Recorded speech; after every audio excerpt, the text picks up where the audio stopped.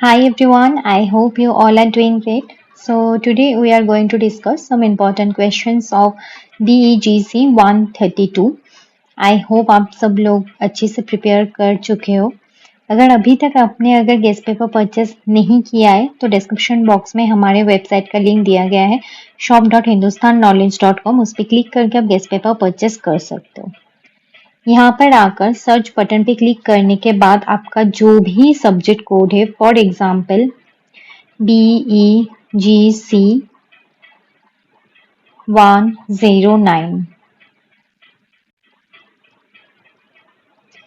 आप इस पे क्लिक करके बाय नाउ कर सकते हो। आपका जो भी क्वेरीज है डिस्क्रिप्शन बॉक्स में हमारा व्हाट्सएप नंबर दिया गया है, उस नंबर पे आप कॉल कर सकते हो, व्हाट्सएप कर सकते हो।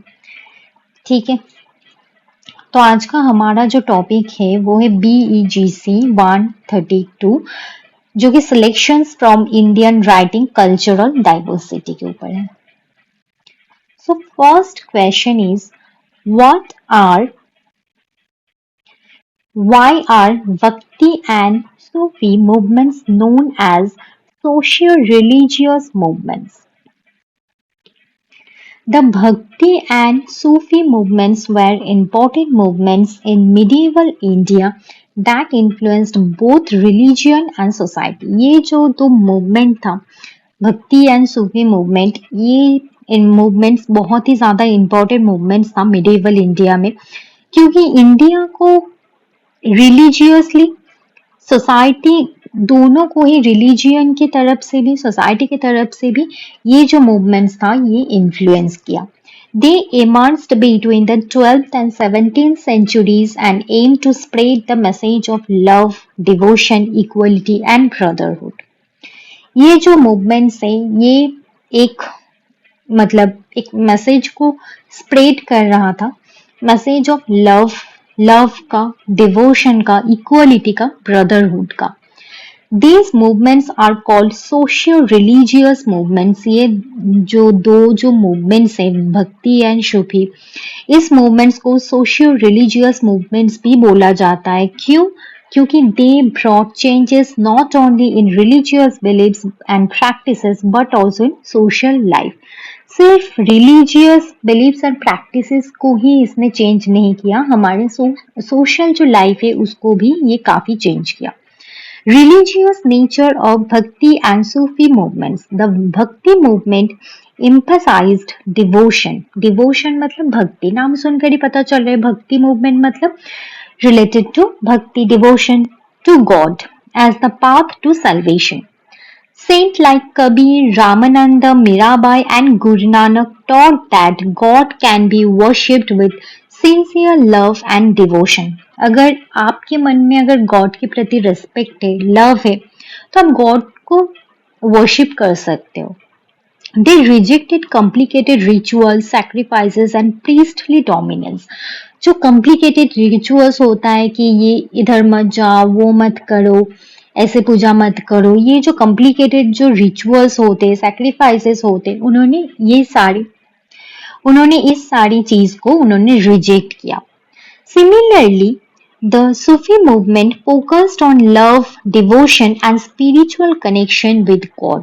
सूफी जो मूवमेंट है वो भी फोकस किया लव के ऊपर, डिवोशन के ऊपर, गॉड के साथ जो हमारा जो स्पिरिचुअल कनेक्शन है उसके ऊपर।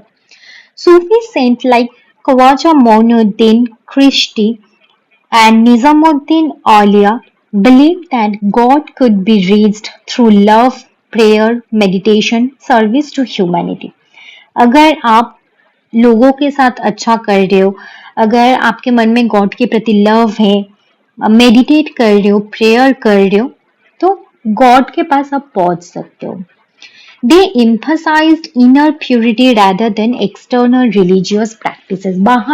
बाहर एक्सटर्नल चीजों के ऊपर उन्होंने फोकस नहीं किया, वो इनर जो प्योरिटी है, आपके मन कितना प्योर है वो ज्यादा इंपॉर्टेंट है, उसके ऊपर उन्होंने फोकस किया, बात किया। Social impact of the movements, ये दो जो मूवमेंट्स था इसका सोशल इम्पैक्ट क्या था? द भक्ति and Sufi movements challenged social inequalities. Social जो इनइक्वालिटीज तब चल रहा था उसको ये दो मूवमेंट्स चैलेंज किया। They opposed caste discrimination and promoted the idea that all human beings are equal before God. उन्होंने कास्ट डिस्क्रिमिनेशन के अगेंस्ट वो लोग गए एंड उन्होंने प्रमोट किया कि सारी जो ह्यूमन बींग्स है सब लोग एक समान है, सब लोग एक जैसे ही गॉड के आगे. Saint accepted followers from all caste and communities including lower caste and women. जो सेंट थे वो लोग सब सबको मतलब वो लोग उनका जो फॉलोअर्स थे वो किसी भी कम्युनिटी से थे, सारी कम्युनिटी के लोग उनके फॉलोअर्स थे, सारे कास्ट के लोग उनके फॉलोअर्स थे including lower caste women. So these movements also encouraged harmony among different religious groups. Bhakti saint and Sufi saint preached messages of peace, tolerance and mutual respect. वो लोग सब लोगों के लिए यही मैसेज वो लोग देते कि पीसफुल रहो, म्यूचुअल रेस्पेक्ट रखो, एक दूसरे के लिए म्यूचुअल रेस्पेक्ट रखो. Their teachings helped reduce tension between Hindus and Muslims and promoted social unity. उनका जो टीचिंग्स है वो जो हिंदू एंड मुस्लिम के बीच में जो टेंशन चलता रहता है उनका जो टीचिंग है उस वजह से वो भी धीरे धीरे कम होने लगा क्योंकि वो लोग प्रमोट करते थे सोशल यूनिटी को. Another important social contribution was the use of regional languages. वो लोग regional language को use करते थे. Instead of using Sanskrit, Persian or Arabic alone, Saint composed hymns and poems in local languages such as Hindi, Punjabi, Marathi, Bengali and Tamil. वो लोग Sanskrit, Persian and Arabic को ही सिर्फ promote नहीं करते थे, उस लैंग्वेज का ही सिर्फ यूज नहीं करते थे, वो लोग लोकल लैंग्वेज जो है हिंदी, पंजाबी, मराठी, बंगाली, तमिल उसका भी वो लोग यूज करते थे. So this made religious teachings accessible to common people and encouraged the growth of religious literature. इस वजह से religious जो literature था उसका भी काफी growth हुआ. Contribution to society and culture. The movements influenced Indian culture through devotional song, poetry, music and literature. Bhajans, kirtans, qawwalis became popular forms of expressing devotion. ये जो सारा जो ये फॉर्म है भजन्स, कीर्तन्स, कवाली ये धीरे धीरे पॉपुलर होने लगा. This strengthened moral values such as compassion, kindness and service to others. So Bhakti and Sufi movements are known as socio-religious movements because they brought significant changes in both religion and society. ये जो movements हैं ये socio-religious है क्योंकि religion and society के ऊपर इसका काफी impact देखने को मिला. They promoted devotion to God, rejected social discrimination, encouraged equality and brotherhood and strengthened communal harmony. उन्होंने जो सोशल जो डिस्क्रिमिनेशन है उसको उन्होंने रिजेक्ट किया, इक्वालिटी को उन्होंने इनकरेज किया, ब्रदरहुड हिंदू मुस्लिम ब्रदरहुड जो है उनको उन्होंने इनकरेज किया एंड कम्युनल जो हार्मोनी है उनको उन्होंने स्ट्रेंथन किया. So their teachings played an important role in shaping a more inclusive and human society in India. I hope आपको ये समझ में आई ये क्वेश्चन. नेक्स्ट क्वेश्चन क्या है देख लेते. Discuss the role and function of the ghazal form in the early medieval period. ये जो गजल है ये एक पॉपुलर फॉर्म ऑफ पोएट्री है जो कि अरबिक लिटरेचर में इसका मतलब originated in Arabic literature, Arabic literature में ही पहले देखने को मिलता था. ये लेटर बाद में ये पर्शियन इंडियन ट्रेडिशन में भी ये धीरे धीरे आने लगा. So during the early medieval period उस टाइम पे जो गजल था वो ज्यादा important became an important literary and cultural form.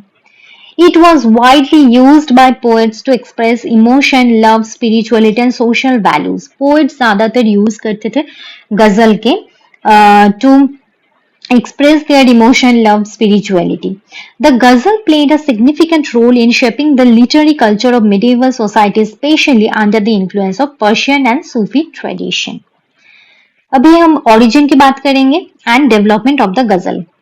The गजल इमर्ज्ड फ्रॉम अरबिक पोइट्री से ही, अरबिक लिटरेचर से ही गजल पहले ओरिजिनेट हुआ and reached great heights in Persian literature, and Persian literature में भी ये गजल जो है ये फेमस हुआ काफी. With the spread of Persian culture to central Asia and India, the ghazal became an important form of poetic expression. Ghazal जो है वो धीरे धीरे एक पोएटिक एक्सप्रेशन का ही एक फॉर्म बन गया. कहाँ पर? To central Asia and India. In medieval India, India में it was promoted by Persian speaking scholars, poets and rulers. जो Persian speaking जो लोग पारसी थे, स्कॉलर, पोएट्स एंड रूलर्स, वो लोग इसको प्रमोट करते थे इंडिया में. बाद में it also influenced Urdu literature and become one of its most celebrated poetic forms. Next गजल के कुछ फंक्शन है. पहला जो फंक्शन है वो देखो, expression of love and emotion, मतलब गजल के थ्रू एक्सप्रेस करना, लव एंड इमोशन का एक्सप्रेस करना. The primary function of the ghazal was to express feelings of love, separation, longing, beauty and sorrow. जो गजल का जो प्राइमरी फंक्शन है वो है अपनी लव को एक्सप्रेस करना, सेपरेशन, लॉन्गिंग, ब्यूटी, सॉरो को एक्सप्रेस करना. पोएट्स जो है वो सिंपल लैंग्वेज का यूज करते थे लेकिन पावरफुल लैंग्वेज का यूज करते थे टू डिस्क्राइब ह्यूमन इमोशन. लोगों की जो इमोशन है, ह्यूमन इमोशन को डिस्क्राइब करने के लिए गजल का यूज किया जाता था. थीम्स ऑफ अनफुलफिल्ड लव, जो पेन जो है, सेपरेशन का जो पेन है, अनफुलफिल्ड जो लव है, वेर कॉमन इन मिडीवल गजल. मिडीवल गजल का ये थीम था बेसिकली. नेक्स्ट क्या है? Spiritual and mystical expression.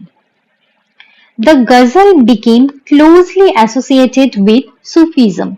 Sufi saints and poets used it to express their love for God. सूफी जो पोएट होते थे वो लोग अपनी रेस्पेक्ट दिखाने के लिए, गॉड के प्रति अपने रेस्पेक्ट दिखाने के लिए गजल का यूज करते थे, and their desire for spiritual union.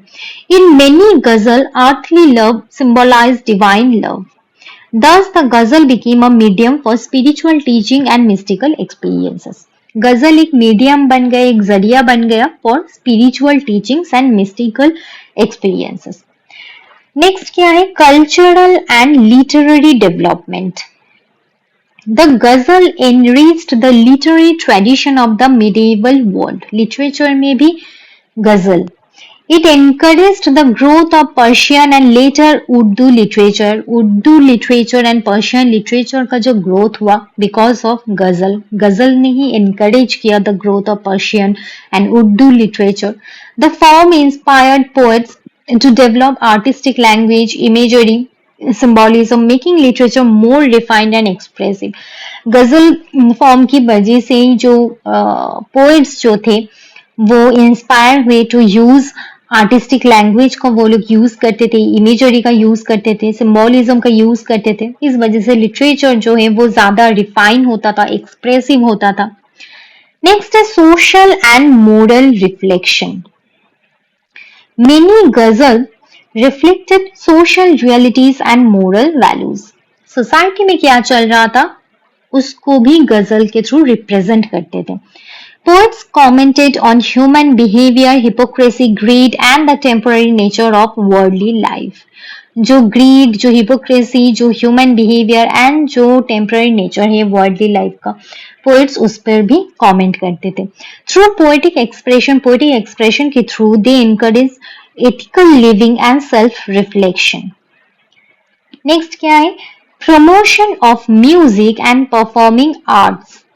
Ghazals were often sung in courts, gatherings and Sufi assemblies. गजल कहाँ पर किया जाता था, परफॉर्म किया जाता था? कोर्ट्स में, गैदरिंग्स में. Their rhythmic structure made them suitable for musical performance.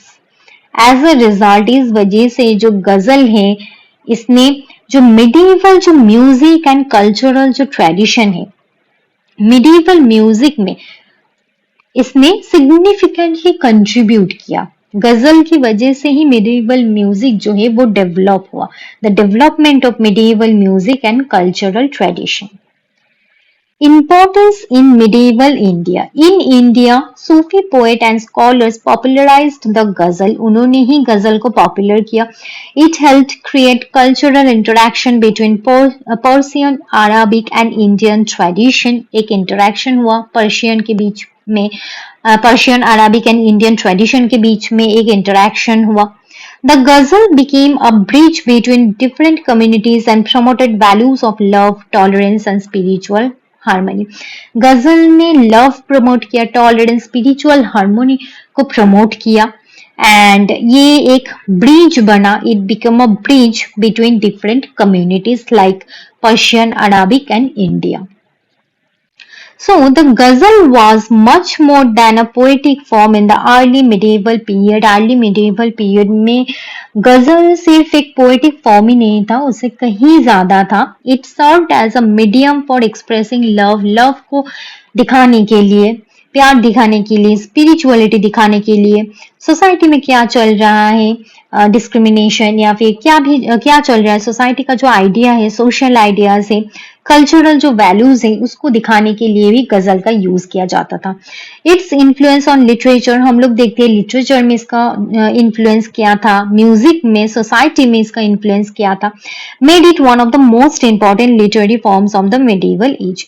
In fact आज तक, इवन टुडे, आज भी the ghazal remains a respected and cherished tradition in South Asian culture. South Asian culture में गजल अभी भी बहुत ज्यादा रेस्पेक्टेड एंड चेरिस्ड एक ट्रेडिशन माना जाता है.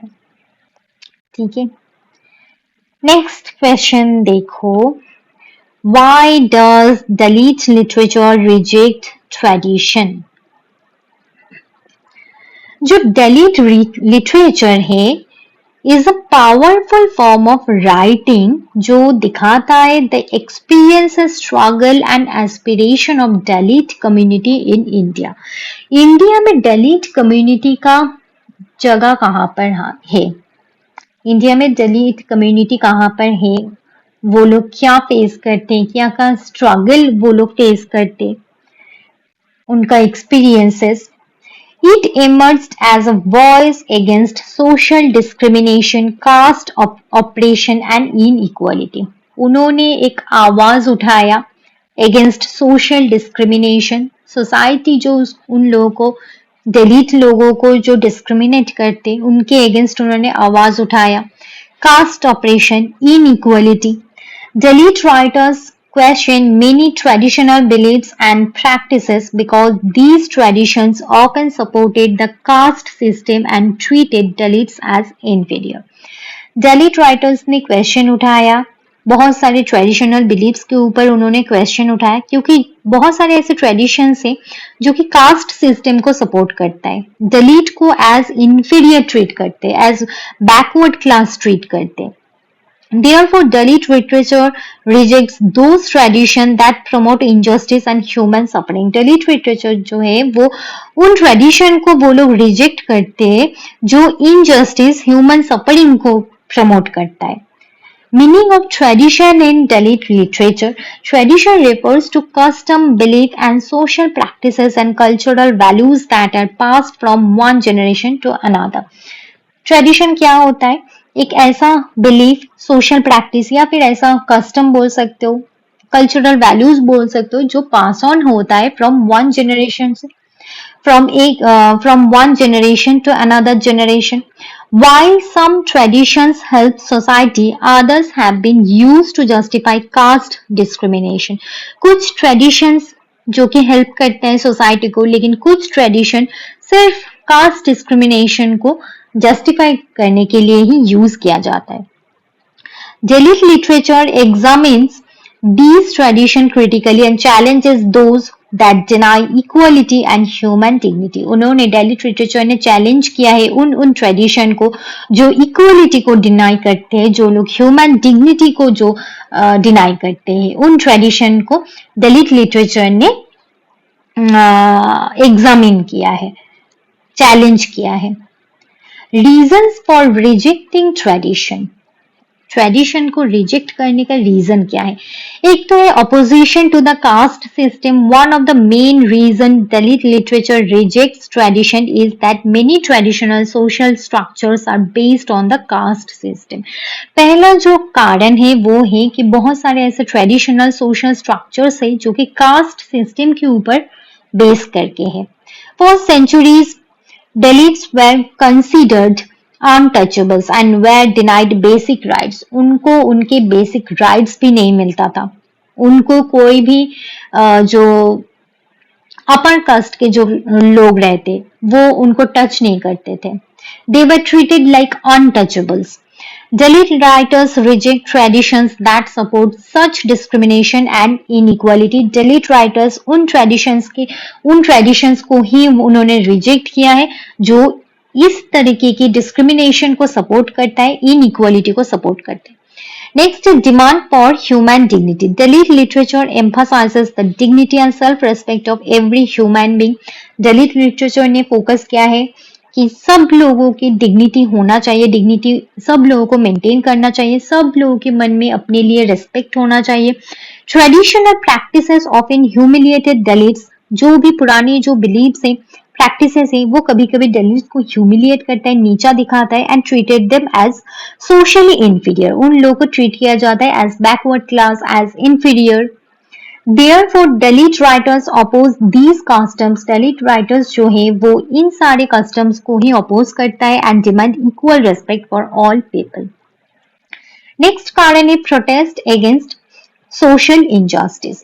Dalit literature is a literature of protest. उनका जो literature का जो main मुद्दा था वो यही था कि protest करना, खुद के लिए बात करना, खुद के हक के लिए लड़ना. It exposes the exploitation, oppression and suffering faced by Dalits. Many traditions were used to maintain social hierarchy and privilege. Dalit writers reject these traditions because they believe they promote injustice rather than humanity.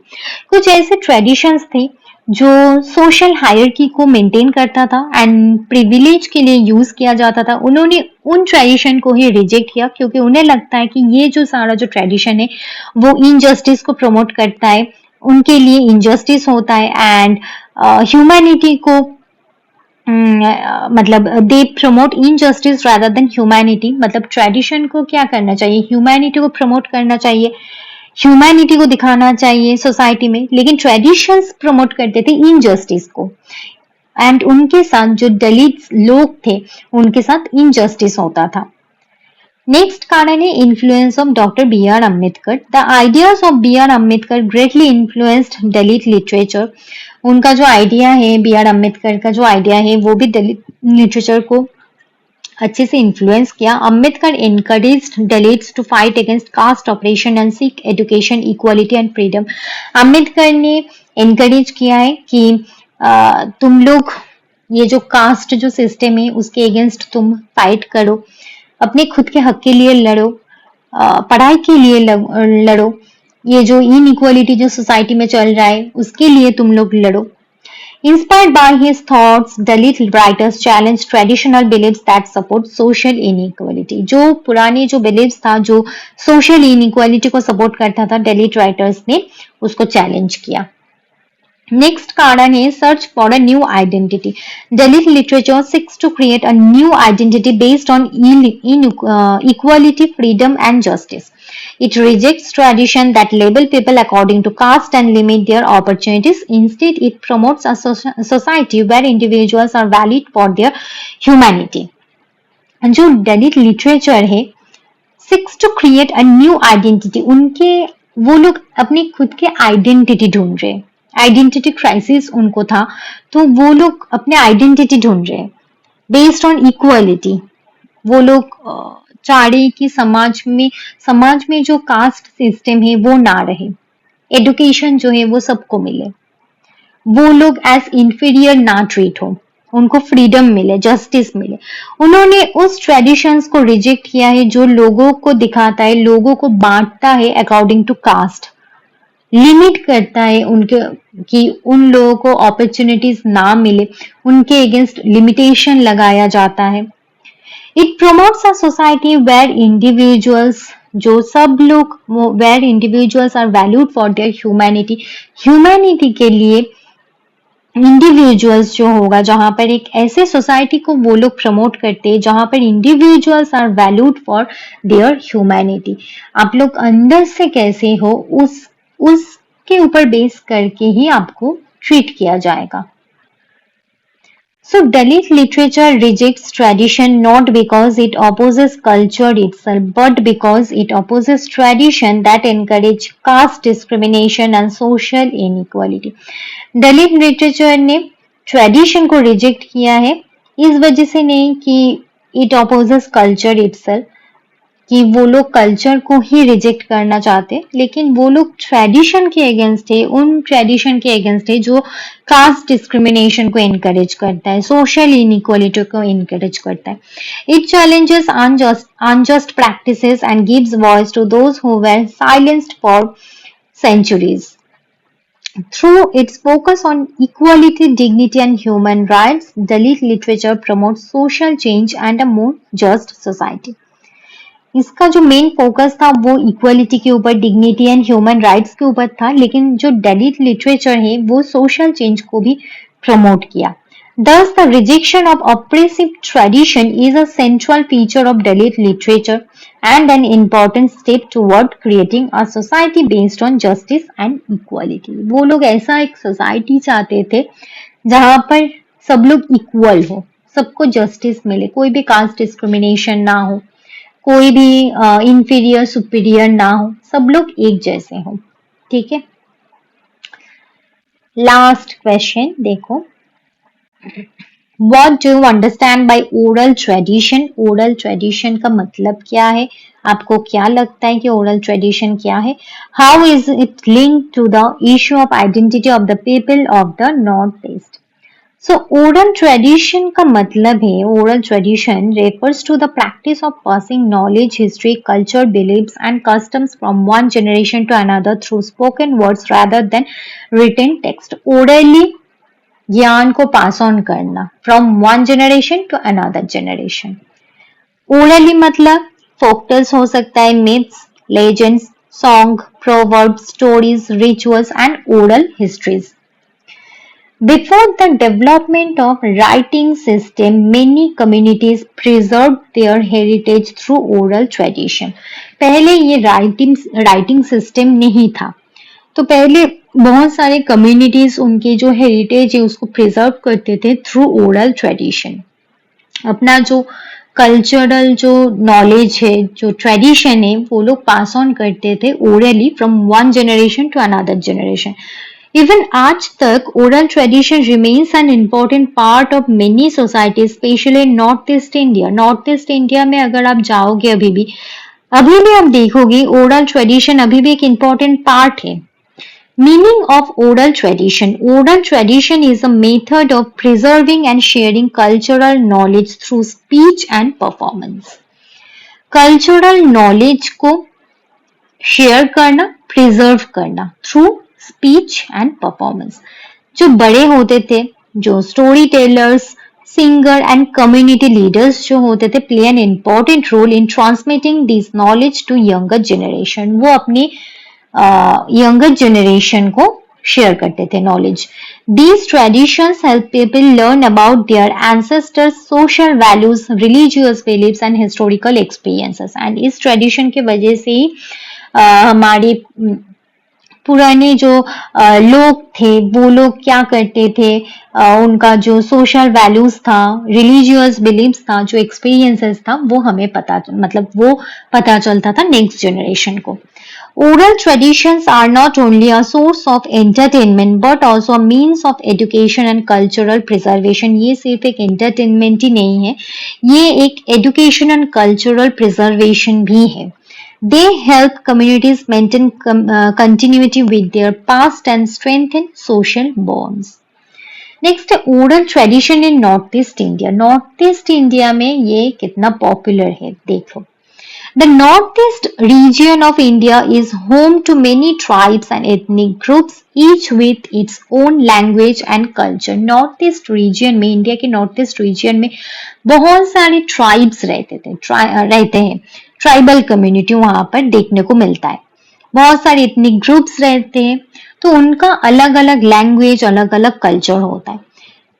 Communities such as Nagas, Nagaland के लोग, मिजोरम के लोग, Khasi, Garo, Bodo and others have rich oral tradition. उनके बीच में ये oral tradition जो है ये बहुत ज्यादा एक फेमस ट्रेडिशन है।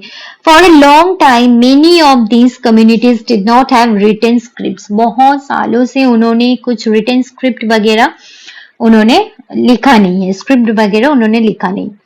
Therefore, their history and cultural knowledge were preserved through song, folklore, myths and storytelling. उनको लगता है कि उनका जो रिटन स्क्रिप्ट्स वो लोग अभी भी यूज नहीं करते बहुत सालों से, तो वो लोग सॉन्ग के थ्रू, मिथ्स के थ्रू, स्टोरी टेलिंग के थ्रू अपनी जो नॉलेज है उसको प्रिजर्व करते हैं। Traditional festival dances and folk songs are also important forms of oral tradition in the region. ये भी oral tradition का ही part है। These practices keep cultural memories alive and help people remain connected to their roots. Link between oral tradition and identity. Oral tradition is closely linked to the identity of the people of Northeast India. It helps communities understand who they are and where they come from. Oral tradition की वजह से वो लोग समझ पाते हैं कि वो लोग कौन है, कहाँ से आए हैं, उनका कल्चर क्या है। Through stories and legends, people learn about their ancestors, origins, and cultural values. Oral traditions also preserve native languages. Native languages को भी oral tradition के through preserve करते हैं वो लोग, which are a key part of cultural identity. Many tribal groups use folk songs and stories to keep their languages alive. वो लोग folk song का यूज करते हैं, स्टोरी का यूज करते हैं to keep their languages alive. These traditions create a sense of pride and belonging among community members. इस tradition को यूज करके वो लोग भी बहुत ज्यादा प्राउड है, create a sense of pride and belonging among community members. Furthermore, oral histories often present perspective that are not found in official written records. Official written records में आपको उतना भी नॉलेज नहीं मिलता है, लेकिन ओरल हिस्ट्री में अभी भी, और ओरल हिस्ट्री में पर्सपेक्टिव प्रेजेंट रहता है। बहुत सारे नॉलेज आपको मिलता है, बहुत कुछ आपको जानने को मिलता है जो कि ऑफिशियल रिटन रिकॉर्ड्स में नहीं मिलता है। So they help communities preserve their unique experiences and maintain their distinct identity in a rapidly changing world. So oral tradition is an important cultural heritage that preserves the history, beliefs and custom and values of a community. Oral tradition जो है एक important cultural heritage है जो history, belief, custom and values of community, history, belief, custom को preserve करता है and एक community का जो वैल्यू है, मोरल वैल्यूज है, उसको भी प्रिजर्व करता है। इन नॉर्थ ईस्ट इंडिया में it plays a vital role in protecting the identity of various ethnic and tribal groups by keeping alive their languages, memories and tradition. Oral tradition strengthen the cultural identity and unity of the people of the region. उस reason के जो लोग हैं उनके बीच में एक unity रहता है, एक उनका जो कल्चरल आइडेंटिटी है उसको स्ट्रेंथन करता है ये oral tradition. Oral tradition is not only a source of knowledge, ये सिर्फ एक नॉलेज का ही सोर्स नहीं है, ये पावरफुल सिंबल है of community identity and cultural continuity. Cultural continuity and community identity का भी ये एक पावरफुल सिंबल है। तो ठीक है, आज के लिए इतना ही। आई होप आपको पसंद आया है। अगर आपको पसंद आया है वीडियो तो वीडियो को जरूर एक लाइक करना। Yes, do comment, like and share. Thank you so much.